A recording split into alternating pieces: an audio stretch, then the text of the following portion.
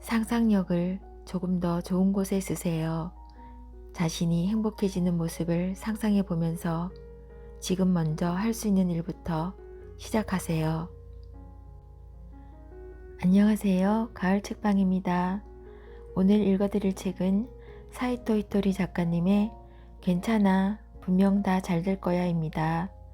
사이토 이토리님은 작가이면서 사학가로도 많이들 알고 계신데요. 중학교 학력이 전부지만 일본 최고 부자이자 성공한 사학가로 주목받으면서 일본의 3대 경영 사상가로 언급되고 있는 분입니다. 우리나라에도 이분의 책이 여러 권 출판되어서 베스트셀러가 되었는데요. 이 책 괜찮아, 분명 다 잘 될 거야는 절판도서였어요. 책추남TV 조우성님께서 재출간을 기획해서 다시 이렇게 읽어볼 수 있게 되었습니다. 이제 책 내용 함께 들어보시겠습니다. 괜찮다고 느끼지 못하는 것이 불행이다. 소바 가게에서 돈가스 덮밥 3개 주세요 라고 주문하면 돈가스 덮밥이 3그릇 나옵니다. 이렇게 많이는 못 먹겠어요 라고 해도 당신이 주문한 음식이기 때문에 당신이 그에 대한 값을 내야 합니다. 이처럼 하늘에 대고 나는 괜찮지 않다고 말하면 점점 괜찮지 않은 일만 일어나게 됩니다. 그래서 우선 나 자신이 괜찮다는 것을 이해해야 합니다.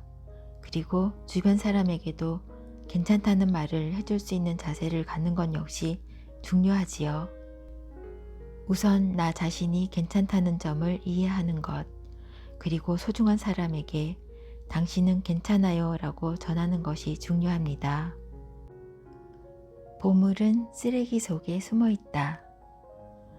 저는 지금까지 주변에서 이걸 고쳐라, 저런 짓은 하지 마라 라는 식의 말을 들은 사람을 만나면 괜찮다, 지금 그대로도 충분하다 라는 말을 해주곤 합니다.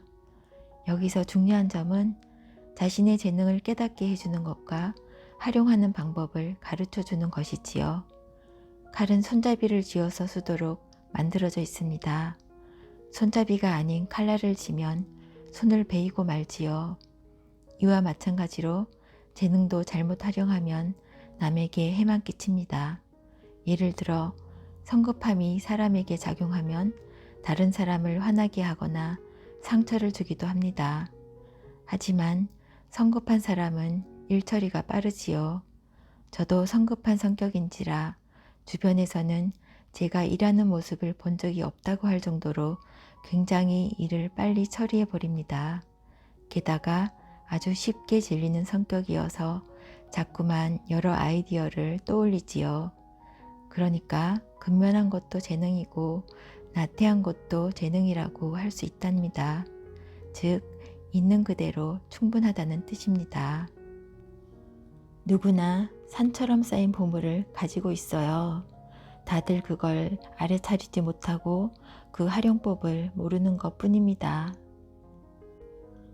평균대 위에서 내려오자. 우리는 평균대 위를 걸어야 한다고 착각하는 경향이 있습니다. 그래서 언제나 불안정하고 혹시 여기서 떨어지면 어쩌나 걱정합니다. 하지만 평균대에서 내려와도 아무 문제도 생기지 않고 오히려 내려오는 편이 더 안정되고 안심이 됩니다. 내려오면 그곳에는 더 많은 길과 선택지가 존재합니다. 결코 이게 아니면 안 된다는 것은 없습니다. 나 자신이 선택한 길을 가면 거기서부터는 나만의 새로운 길이 열립니다. 그리고 그 뒤로도 길이 생기지요. 누군가가 지나간 길을 따라가는 것도 좋지만 사실은 아무도 가지 않은 길을 가는 편이 경쟁이 없어서 더 편합니다. 자신도 모르는 사이에 몸에 밴 착각을 버려보세요. 그렇게 하면 몸도 마음도 가벼워져서 눈앞에 많은 가능성이 펼쳐져 있다는 것을 깨닫게 된답니다.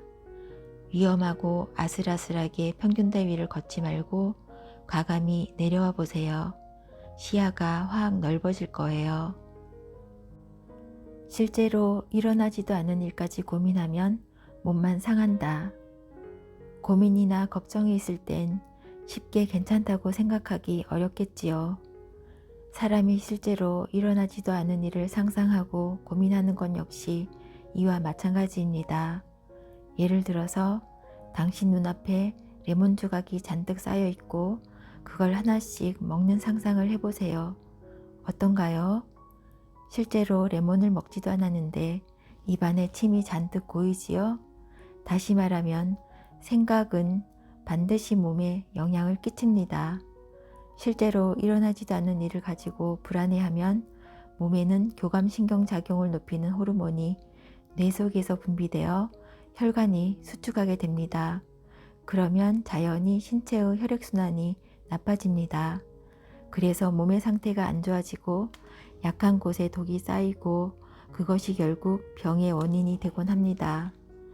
실제로 일어나지도 않은 일을 가지고 걱정하느라 몸에 계속 부담을 주면 그 사람의 몸은 결국 망가지게 되어 있습니다. 행복은 찾는 것이다. 행복이란 행복함을 느끼는 빈도가 높은지 낮은지에 좌우되는 것 같아요. 그리고 그 행복은 누군가에 의해 주어지는 것이 아니라 내가 찾는 것이지요. 심지어 신도 행복을 덥석 주지는 않아요. 그저 행복으로 바꿀 수 있는 행복의 씨앗을 줄 뿐이지요. 일의 성공론과 마음의 행복론은 동일하다. 행복을 잘 찾아내지 못하는 사람은 사업 성공법을 찾아내는 것도 잘하지 못합니다. 뭐든 잘 풀리지 않는 사람은 행복도 성공도 찾아내는 것이라고 생각하지 않아요. 주어지는 것이나 우연히 내 손에 들어오는 것쯤으로 여깁니다. 기회도 다가오는 것으로 여기고 찾아내는 것이라고 보지 않지요. 즉 평상시에 찾아내는 습관이 없다는 뜻입니다. 밥을 먹을 수 있어서 행복하다, 일할 수 있어서 행복하다 등 행복을 찾는 습관을 평소에 갖춰야 합니다. 행복의 씨앗을 찾아낼 줄 아는 사람은 사업의 씨앗을 찾아내는 것도 잘합니다. 행복한 사람은 좋은 점을 찾아내는 능력이 탁월하다고 할 수 있지요. 일의 성공론과 마음의 행복론은 같다고 할 수 있습니다. 매일의 생활 속에서 행복의 씨앗을 찾아보세요. 그러면 당신이 많은 씨앗을 만날 수 있다는 것을 깨닫게 될 테니까요. 호랑이를 잡는 사람보다 함정을 판매하는 사람이 돈을 더 잘 번다. 사람이 난간에 맞서 싸우려고 할 때는 반드시 용기가 필요합니다. 하지만 우리 중에는 용기를 낼 수 없는 사람도 있습니다. 그러나 용기를 내지 못한다고 해서 그 사람을 쓸모없다고 치부할 수는 없습니다. 용기를 내지 못하는 사람은 용기 없는 재능이 있는 겁니다. 그런 사람은 안정감을 원하는 것 뿐이지요. 바로 그 안정감 속에서 영혼을 성장시키는 사람인 것입니다. 아무리 이렇게 하는 게 더 나아 라고 해도 그렇게 하지 못하는 사람은 그것을 하지 못하는 재능이 있는 것 뿐입니다. 그런 사람은 자신이 할 수 있는 일을 통해서 영혼을 성장시켜야 반드시 좋은 결과를 얻게 됩니다. 원대한 목표를 갈구하는 것도 재능이지만 작은 행복을 좇는 것 역시 재능입니다. 이런 제 이야기를 들어도 아무런 행동도 실천도 하지 않는 사람이 있을 것입니다. 그것은 지금이 그런 단계라서 그렇습니다. 용기 있는 사람은 호랑이 굴에 들어가서 호랑이 새끼를 붙잡을 수 있습니다. 하지만 용기가 없는 사람은 함정을 설치합니다. 게다가 호랑이를 직접 잡으러 가는 것보다 함정을 만들어서 판매하는 편이 더 안전하고 돈도 많이 법니다. 중간에 그만두지 않고 계속할 수 있는 사람은 그런 재능을 가진 것입니다. 반면에 저처럼 끝까지 가지 못하는 사람도 있습니다. 그러니까 어떤 일을 계속하지 못하는 사람은 그 계속하지 못하는 재능을 살리면 됩니다. 사람마다 외모도 성격도 재능도 다릅니다. 자기만의 재능을 잘 살려야 합니다. 사람은 신이 만든 최고의 걸작이다. 사람은 모두 신이 만든 최고의 걸작입니다. 신은 우리 한 명 한 명에게 멋진 개성이라는 재능을 내려주었습니다. 신이 하는 일은 무엇이든지 완벽합니다. 결코 실수가 없습니다. 자신이 가치 있고 대단한 사람이라고 여기면 자꾸만 가치 있고 멋진 일만 하려고 합니다. 우리는 모두 신이 만든 최고의 걸작이고 이 세상에 단 하나뿐인 존재입니다. 그런데도 자신이 쓸데없는 사람이라고 생각하면 정말로 쓸모없고 한심한 삶을 살게 됩니다. 모두가 자신을 대단한 사람이라고 생각하며 서로 이해하고 힘을 합치면 더욱 놀라운 일이 일어날 거예요. 진동수를 올리는 법. 성격도 좋지 않은데 하는 일마다 잘 되는 사람이 있지요. 그런 사람을 보면 진동수가 높은 경향이 있습니다. 목소리가 크다거나 유난히 화려한 옷을 입는 식이지요. 성공하기 위해서는 성격보다 진동수가 더 중요합니다. 제 일은 불황이 계속 이어져도 계속 호황을 누리고 있습니다. 왜냐하면 제가 진동수를 떨어뜨리는 일이 없기 때문이지요. 그러니까 당신에게도 진동수가 떨어지지 않는 비결을 알려드리겠습니다. 우선 진동수를 올리려면 다소 빠르게 움직이는 교통수단을 타보거나 자신의 행동을 빠르게 하는 것이 좋습니다. 예를 들어 신칸센 열차에 타거나 빨리 걷거나 혹은 일처리 속도를 높이는 식으로 말이지요. 빠른 행동은 진동수를 높입니다. 그런 다음에는 허세나 거짓말이라도 좋으니까 기운 넘치는 말을 해보세요. 만약 어떤 사람이 너 부장님한테 혼나서 기죽지 않았어? 라고 물어도 아니 전혀 기죽지 않았어 라고 대답하는 거지요. 그런데도 기가 잔뜩 죽은 것처럼 보이는데 라고 말하면 아니 이제 다시 높이 뛰어오르려고 잠시 몸을 낮춘 거야 라고 대답하면 됩니다. 즉 기죽은 거 맞지? 라는 질문에 그렇다고 대답하면 절대로 안 된다는 겁니다. 많은 사람이 나쁜 일이 생겼을 때 자기 진동수를 떨어뜨리는 버릇이 있습니다. 그래서 저는 남들에 의해 기분이 좌우되지 않습니다. 저는 언제나 기분이 좋으니까 진동수가 높습니다. 많은 사람이 저를 만나고 싶어 하는 이유도 저와 만나면 진동수가 올라가기 때문이지요. 기대감으로 가슴이 뛸 때는 모든 일이 잘 풀린다. 일이 잘 안 풀릴 때에 비해서 어쩐지 무슨 일이든 잘 풀리는 것 같은 순간이 있다면 그건 당신의 가슴이 기대감으로 뛸 때입니다. 억지로 일하는 사람은 퇴근 시간인 저녁 5시까지가 너무나 길게 느껴집니다. 그런데 혼다 자동차를 설립한 혼다 소이치로 씨 같은 분은 새벽 3시가 되도록 시간이 가는 줄도 모르고 일했다고 합니다. 업무로 고생을 많이 했다는 뜻이 아닙니다. 정신을 차리고 보니 이미 새벽 3시더라는 겁니다.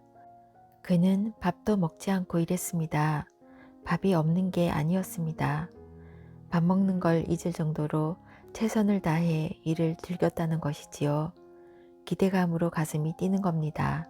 진동수가 높았던 거지요. 야구 같은 것도 싫은데 억지로 고생해서 고교 야구부에 들어가는 선수는 단 한 명도 없습니다. 다들 야구를 진심으로 좋아하지요. 그런 사람은 열심히 하는 것이 좋은 게 아니라 그저 야구를 좋아하는 것 뿐이니까요. 일도 게임처럼 즐겁다면 다들 열심히 하겠지요. 우리는 앞으로 무슨 일이 생겼을 때 자신의 진동수를 올리려고 노력해야 합니다. 일이 잘 풀리다가 갑자기 안 되는 건 도중에 너무 진지하게 접근하기 때문입니다. 옳고 그름과 진지함만 따지면 진동수가 정말로 떨어지고 맙니다. 사이토 히토리식 질병치유법. 이쯤에서 병을 낫게 하는 방법도 알려드리겠습니다. 동전에는 앞가디가 있습니다. 그와 마찬가지로 질병과 건강도 앞뒤 세트 같은 존재입니다. 병원에 가지 말라는 뜻이 아닙니다. 약을 먹어도 되고 굳이 생활을 바꿀 필요도 없습니다. 단지 저는 마음에 관한 이야기를 하고 싶을 뿐이에요. 병에 걸린 사람은 질병이라는 뒷면만 봅니다. 그리고 나는 아프다는 말을 질릴 정도로 많이 하지요. 건강해지고 싶다면 이것을 확 뒤집어서 나는 건강합니다 라는 말을 하루에 10번 정도 하면 됩니다. 기운을 차리고 싶다면 나는 기운이 넘칩니다 라고 말하면 되지요. 누군가를 만나면 저는 기운이 넘쳐요. 건강합니다 라고 말해보세요. 저는 건강해요. 컨디션이 최고예요 라고 말하면 마음 자체가 달라집니다. 마음이 바뀌면 몸은 알아서 따라옵니다. 이것이 바로 마음부터 치유한다는 치유법입니다. 아픈 사람은 생각까지도 병들어 있습니다. 그래서 병에 관한 생각만 하고 병 이야기만 합니다. 확 뒤집어서 말하면 됩니다. 건강해지고 나서 말하겠다고 생각하지 마세요. 나는 건강합니다 라고 하루에 10번 정도 말해보세요. 한마디로 질병이든 기운이든 기가 문제인 거예요. 함께하는 사람의 진동수를 올리는 사람이 되자. 각자 자신의 진동수를 올리는 방법이 있을 겁니다. 물건을 사면 진동수가 올라간다거나 가지고 싶은 것을 상상하면 진동수가 상승한다거나 낚시를 좋아한다거나. 당신은 어떤 방법을 가지고 있나요? 가요를 부르거나 클래식을 들으면 진동수가 올라가는 사람도 있을 거예요. 우리는 자신의 진동수를 높여야 됩니다. 그러면 훨씬 매력적으로 변할 수 있어요. 그리고 더욱 매력적인 사람이 되는 방법, 내일부터 극적으로 변신하는 방법에 대해 알려드리겠습니다. 누군가를 만나면 그 사람의 진동수를 올려주자는 마음으로 노력하며 대해보세요. 매력이 없는 사람은 남의 결점만 찾아내고 진동수를 떨어뜨리는 행동만 하지만 그러지 말고 상대방의 진동수를 올려주는 행동을 하는 겁니다. 히토리 씨의 팬들이 모이는 가게에도 마음 편하게 발을 들이는 사람이 있는가 하면 가게 안으로 들어올 용기가 없어서 그냥 돌아가는 사람이 있어요. 만일 도저히 못 들어가겠다고 말하는 사람이 있으면 그래도 집에서 여기까지 왔으니 대단하다 라고 칭찬해 주세요. 들어온 사람에게는 이렇게 들어온 것만 해도 대단하다, 생각을 실천으로 옮기다니 놀랍다 라고 말해 주세요. 사람은 누군가를 만나면서 그의 진동수를 올리겠다는 마음을 가지면 굉장히 큰 호감을 사게 됩니다. 그러니까 앞으로는 이것을 떨어뜨리지 않도록 노력합시다. 만났을 때는 서로 칭찬도 해주고요. 멋진 사람이란 진동수가 올라가는 사람이 진짜 멋진 사람입니다. 서로 진동수를 올려줄 수 있는 사람이 되는 것, 그것이 최고입니다. 책 읽기는 여기까지입니다. 저는 이 책 제목 때문에 먼저 이끌렸었는데요. 제가 이제 막 책방을 열었잖아요. 긍정적인 마음을 갖고 시작하긴 했지만 사람 마음이란 게 조심스럽고 걱정스러운 부분도 있는 거잖아요. 그런데 이 책 제목을 본 순간 나에게 거는 주문 같기도 했고요. 누군가 제게 마음 편안히 가지라고 속삭여주는 것 같기도 했습니다. 그런데 책을 읽고 나서의 느낌은 좋은 에너지와 힘을 얻은 기분이에요. 작가님은 진동수가 중요하고 진동수를 유지하는 게 중요하다고 하셨잖아요. 큰 소리 내기나 멋부리기, 빨리 걷기 같은 거요. 그 부분 읽으면서 저는 좀 걱정이 되더라고요. 저는 이와 반대되는 행동 패턴을 갖고 있는 것 같습니다. 여러분의 진동수는 어떤 것 같으세요? 한편으로 생각해 보면 각자 갖고 있는 재능이 있으니까 그 재능으로 상대방의 진동수를 서로 올려주면 어떨까 하는 생각이 들었습니다. 호랑이를 잡는 사람보다 함정을 판매하는 사람이 돈을 더 잘 번다. 저는 이 부분을 읽으면서 솔직히 감동받았어요. 저는 용기를 내거나 행동하는 성격이 아니라고 생각합니다. 저는 조용하고 평온한 삶이 좋고 뒤에서 묵묵히 그저 차분하게 걸어가는 그런 삶을 원하는 편인데요. 이런 저를 깊게 아는 친구나 소수의 지인들과는 대화가 되지만 사실 가끔은 누군가는 나를 답답해하고 있구나 하는 느낌을 받을 때가 있었습니다. 그런데 작가님께서 이렇게 말해주시는 거예요. 용기를 내지 못하는 사람은 용기 없는 재능이 있는 겁니다. 그런 사람은 안정감 속에서 영혼을 성장시키는 사람인 것입니다. 라고요. 반대로 행동하는 사람은 행동하는 단계에 들어가 있는 거라고요.